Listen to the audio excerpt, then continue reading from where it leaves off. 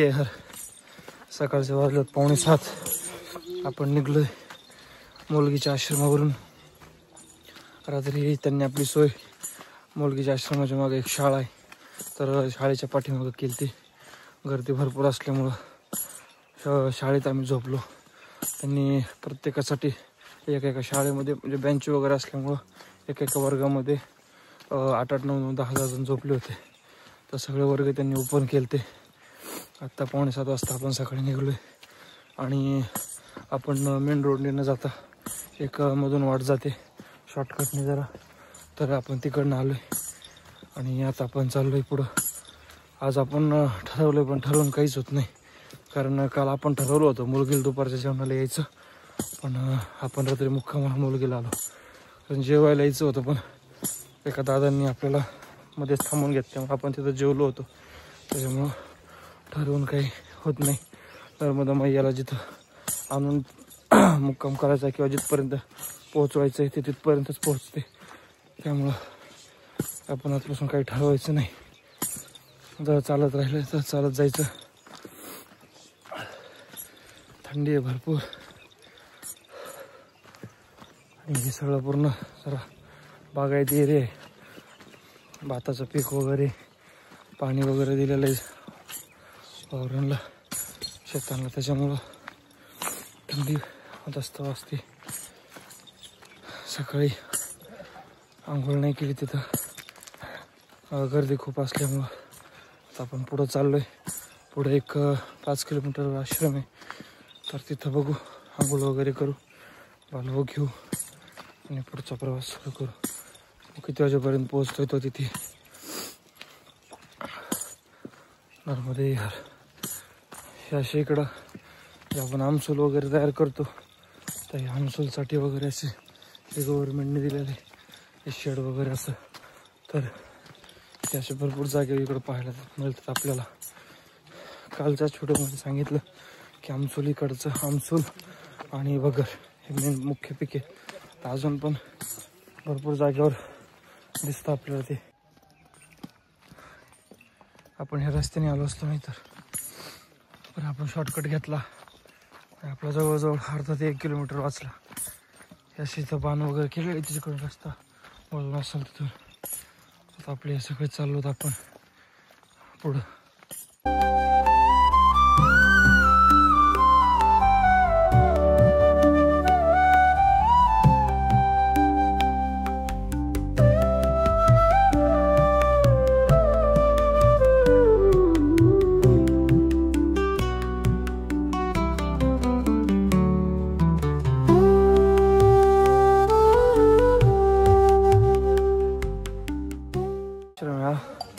इथं आतमध्ये भरपूर जणांची व्यवस्था वगैरे आहे आतमध्ये. त्यांनी गरम पाण्याची वगैरे व्यवस्था केली. असं कोणी बाहेर वगैरे नाही झोप गर्दी झाली तरी आतमध्ये हा पूर्ण हॉल आहे मोठा. इकडे ही जागा आहे काही, इकडे आतमध्ये ह्याच्या पण मागे अजून काहीतरी. पहिला असा आश्रम लागला जिथं गरम पाणी असं तापवून दिले. मस्त आहे. इथं चहा पण खूप मस्त आहे. आता आपण आश्रमातून आता चाललोय पुढं.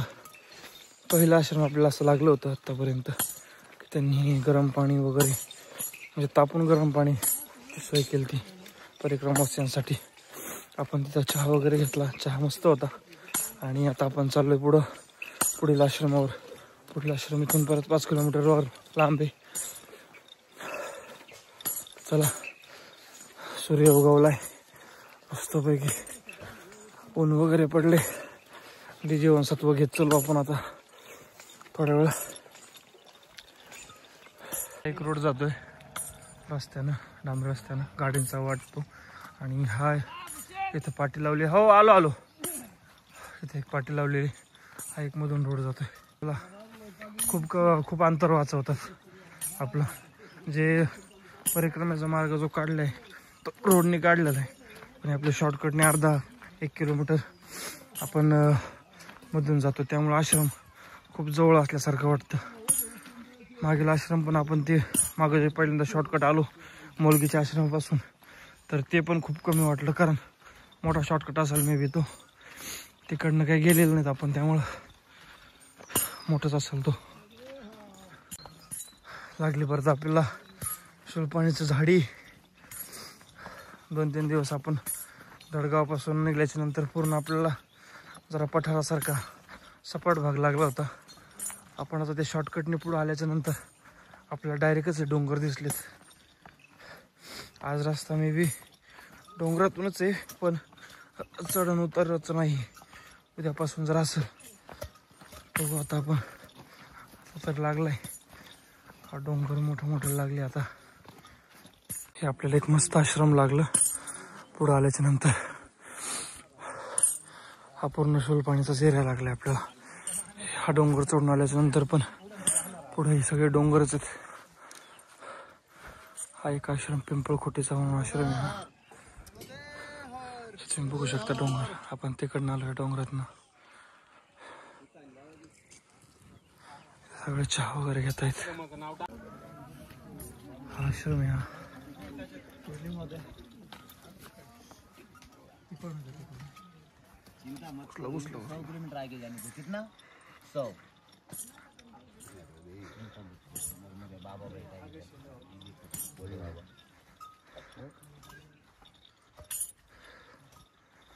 मस्त आहे का डोंगरावर पिंपळखुट्याचा वरती चढून आल्याच्या नंतर आश्रम आहे.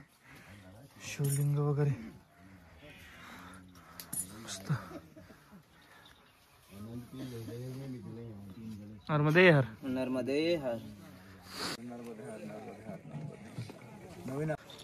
आता आपण जे आश्रम पाहिलं पिंपळखुट्याचं, तर तिथं जे शिवलिंग आहे ते शिवलिंग फार पुरातन आहे.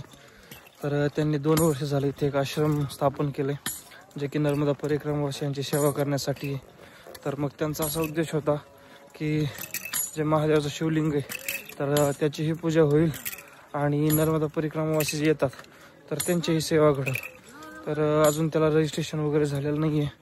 तर असे बरेच आश्रम आपल्याला वाटेमध्ये लागतात जे रजिस्टर आहेत, की ज्यांना शास्त्रांचं काहीतरी अनुदान वगैरे मिळतं.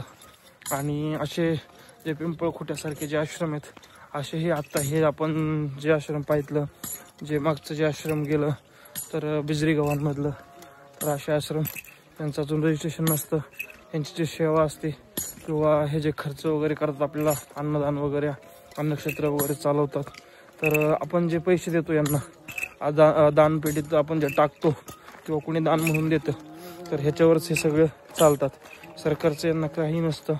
तर रजिस्ट्रेशनच्या प्रक्रियेसाठी यांना कागदपत्र डॉक्युमेंट वगैरे तयार करावं लागतात. ग्रामपंचायतीचं डॉक्युमेंट असतात, त्यानंतर जागेचा आढावा वगैरे ह्या सगळ्या गोष्टी काढाव्या लागतात. भरपूर त्याच्यासाठी कागदपत्र गोळा करावे लागतात, तेव्हा कुठं रजिस्ट्रेशन होतं. तर मग त्यांना रजिस्ट्रेशन झाल्याच्या नंतर त्यांना सरकारमधून काही अनुदान वगैरे चालवण्यासाठी काही पैसे भेटतात. पण आत्ता जे 2 वर्ष झाले त्यांची सेवा चालू आहे, ही फक्त गावातले जे शेतकरी वगैरे येतात तर ते सगळे ते करतात, चालवतात. तर आता आपण इथून चाललोय आता पुढल्या आश्रमाकडं. आणि आत्ता आपल्याला मागच्या व्हिडिओमध्ये आपण पाहितलं की शुलपाणीचा डोंगर आता आपल्याला चालू झाला आहे. 2-3 दिवस आपल्याला धडगावपासून पूर्ण सरळ रस्ता लागला होता. आता आपण आलेलो असे डोंगर वगैरे दिसायला लागले. आता हे गोरा कॉलनीपर्यंत असेच राहतील. तर चला शॉर्टकटने आता आपण निघू. हा असा आपल्याला खाली जायला रोड होता. हा मुलगा आहे, हा रस्त्यामध्ये जे पडलेले दगड वगैरे असतात तर तो दगड काढतोय. तो रस्ता साफ, त्याला विचारलं तर तो म्हणतो की रस्ता साफ करतोय. मामांनी त्याला नर्मदे हर. रस्ता आहे खाली जाण्यासाठी. मामांनी त्याला 20 रुपये दिले.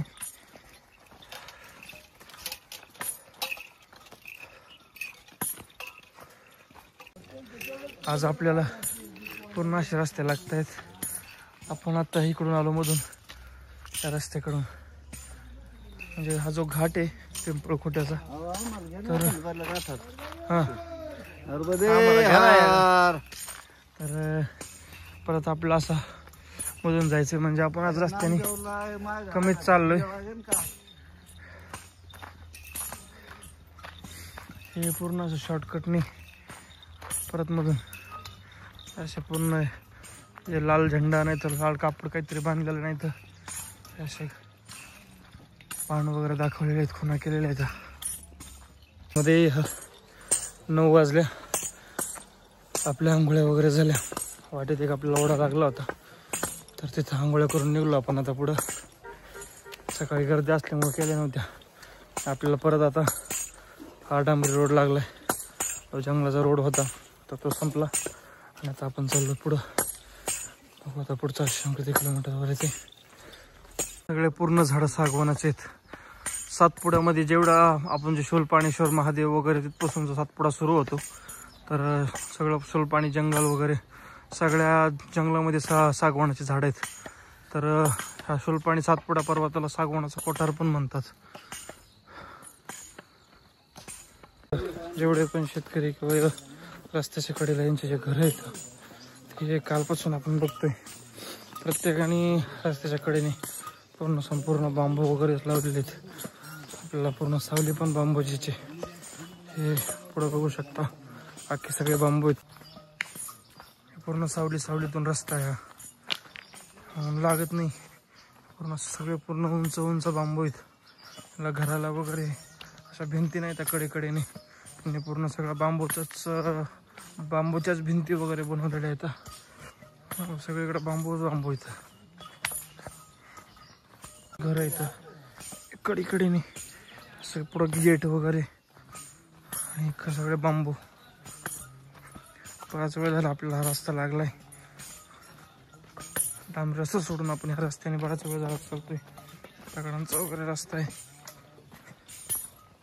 आपण गुजरातच्या बॉर्डर गुजरातमध्ये जाऊ. म्हणजे आपला आज ठिकाण आहे वडफाळी म्हणून ते गुजरातच्या बॉर्डरवर आहे. आता आपल्याला गुजरातच्या गाड्या पण दिसायला लागल्या. गुजरातचं पासिंग गाड्यांचं थार जे गुजरात. मस्त कलर आहे हा पण थारचा, भारी वाटतोय. रस्ता वगैरे मस्त आहे. झाडं वगैरे रस्त्याने दोन्ही कडेने त्यामुळं जास्त काय ऊन वगैरे लागत नाही. चाललोय आपण 10:30-11 वाजलेत. म्हणून जरा कमी लागून दुपारून. आश्रम काय आलेला नाही पिंपळखुंट्याच. तर मागे केला नवीन चालू केलेला होता, पुढं लागेल तो दुसरा आहे. सकाळी आपण निघल्यापासून आत्तापर्यंत पूर्ण 20 किलोमीटर चालत आलो आहे. पूर्ण 20 किलोमीटर हा सगळा घाट आहे आणि हा सगळा घाट आपण उतरतोय. तर पिंपळखुंटा म्हणून आश्रम आता 1 किलोमीटरवर राहिले. आपण रात्री मुलगी या ठिकाणी थांबलो होतो. तर मुलगी या ठिकाणचं जे आश्रम आहे म्हणजे मुलगी या ठिकाणी तर हे आत्ता आपण जे उतरतोय तिथपासून पूर्ण 4000 फुटावरती मुलगी अंतर आहे आपल्याला. तेवढं उतरून खाली आलो होतो आपण. जवळजवळ 20 किलोमीटर आपण पूर्ण उतरलो खाली. तर हा आपण असा पूर्ण घाट सगळा उतार आहे. 20 किलोमीटर झाला आपण असंच उतरतोय. बघू आपल्याला अजून आज 11 किलोमीटर आश्रम आहे पिंपळखुंटीनंतर. हा सगळा चढ आहे. उतरत आहे सगळा घाट आपण सकाळपासून चढत उतरत आलोय.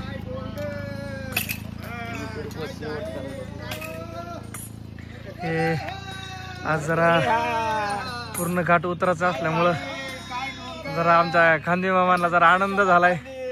त्यामुळे हे डायलॉग मारताना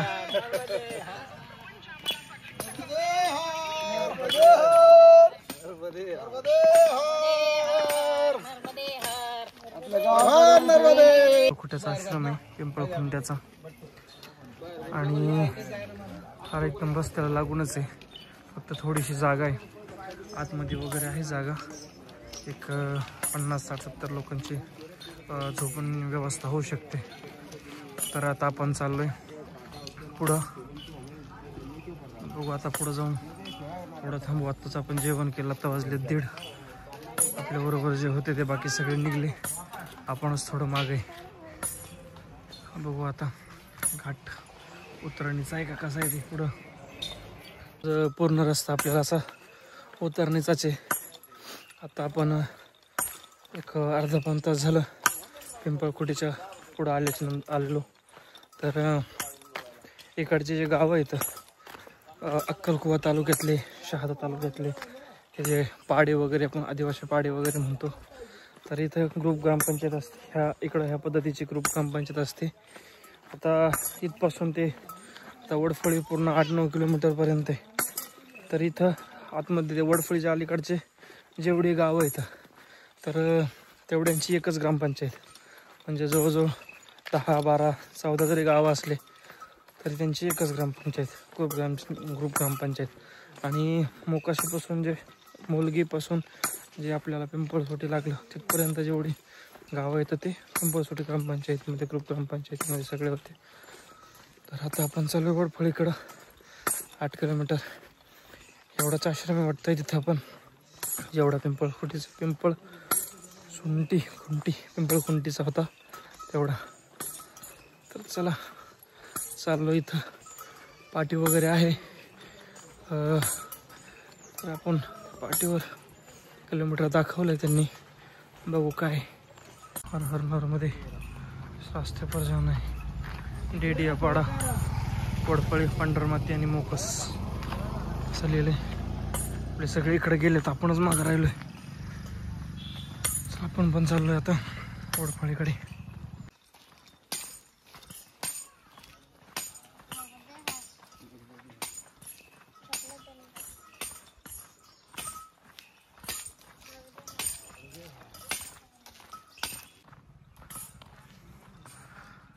मस्त मस्त झाडी आहे, मस्त रोड आहे. टेक्नॉलॉजी आहे.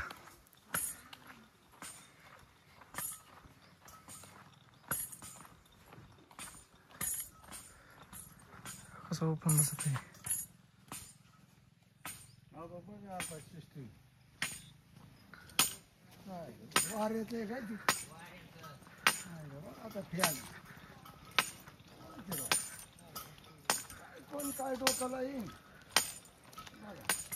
कशी आहे बा सिस्टीम?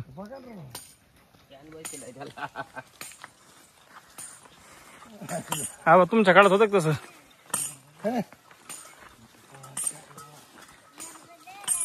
मध्ये सांभाळावं लागायचं.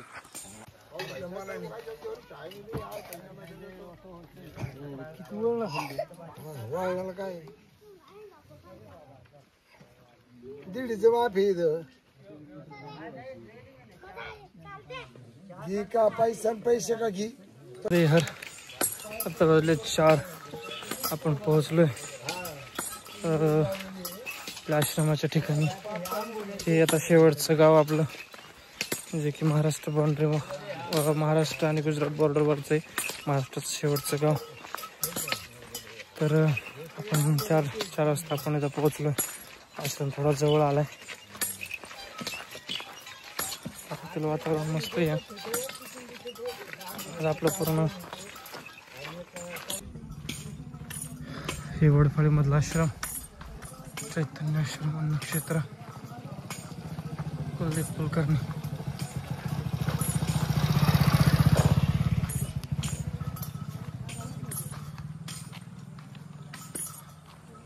आपण 5 वाजता वडफळीच्या आश्रमावरती पोहोचलो. तर त्यांनी आपली सोय इथं ह्या रूममध्ये केलेली आहे आतमध्ये. तर आपण 40 ते 50 बाकी इथून 3 किलोमीटर ते 5 किलोमीटरमध्ये 2-3 आश्रम लागतात आपल्याला. काही लोक तिकडे गेलेत. आपली त्यांनी इथंच व्यवस्था केली, त्यामुळे आपण इथंच थांबलो. मागं बघू शकता, मागं नदी वगैरे आहे. तर मस्त लोकेशन आहे. आतमध्ये वगैरे तुम्हाला रूम वगैरे दाखवता, आपली कशी झोपण्याची व्यवस्था वगैरे. आपले सगळे इकडं 10 जण.